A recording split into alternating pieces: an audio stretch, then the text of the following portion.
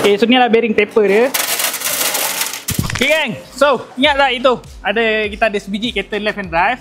Kereta tu hari tu datang kat kita orang dengan masalah pipe cooler ke gearbox dia pecah lah. Dengan kita minyak gearbox dia dah hilang. So benda tu kita dah settle kan. Cuma sekarang ni customer ni datang lagi sekali dengan isu bunyi. Bunyi benda macam bunyi resap lah senang cerita, tapi bukan resap. Bila kita dah check rupanya bunyi tu datang daripada dia punya sistem formatic lah. Okay, untuk mengatakan korang, kereta ni adalah model W204 C300 formatic kan.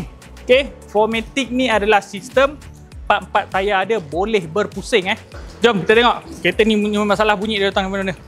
Okey, untuk model W204 formatic system, dia ada transfer case Korang tahu dia ada transfer case. Daripada gearbox punya power dia keluar satu arah saja. Okey, output dia. Daripada output dia akan pergi ke transfer case ataupun transfer box dulu, dan daripada transfer box baru dia akan transfer ke depan dengan ke belakang lah. Macam untuk model W204, transfer box dia didatangkan dengan minyak dia berkongsi dengan gearbox Maksudnya minyak ATF tu. Minyak ATF tu lah minyak yang digunakan untuk transfer box ni juga. Alright, so macam kereta tu hari tu datang kat kita orang dengan isu dia punya minyak gearbox dia kering lah. So bila minyak gearbox dah kering, faham-faham lah akan ada kerosakan tertentu yang berlaku. So macam kereta ni, pada dah settle buat leaking itu, dia dah running. Dalam seminggu 2 minggu dia datang balik kat kita orang dengan bunyi lah. Bila kita check bunyi tu datang daripada transfer box, dan sebablah sebab itu gearbox dia dah bocor dekat oil cooler. Okay, minyak dia dah memang hilang langsung. So transfer box ni pula berkongsi minyak dengan gearbox. So memang transfer box ni confirm jalan tak ada minyak lah hari tu. Macam ni kereta ni, bila kita check kita dah jumpa lah, punca dia datang daripada bunyi dalam transfer box ni. Gigi-gigi dia. Jom tunjuk kat korang.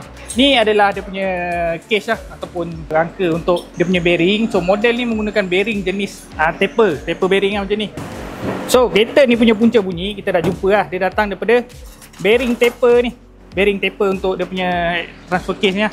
Okay, so ni adalah bearing taper dia. Ni adalah bahagian makan yang kat bearing tu, dan ni lah antara bearing yang dah makan tadi lah. Okay, so bearing tu duduk macam ni lah. Okay, tapi dia bukan dua je, dah ada banyak lah lagi ni semua kat dalam ni. Nampak? Yang rosak ataupun pecah 2 biji saja. Yang ni dengan yang ni sajalah. Roller untuk taper bearing ni, 2 biji ni saja yang rosak ataupun pecah. Nampak ni, dia punya sopak-sopak ni. Okay, tapi dia punya bunyi cukup merisaukan lah, macam kau tengok kat video ni. Maju ke?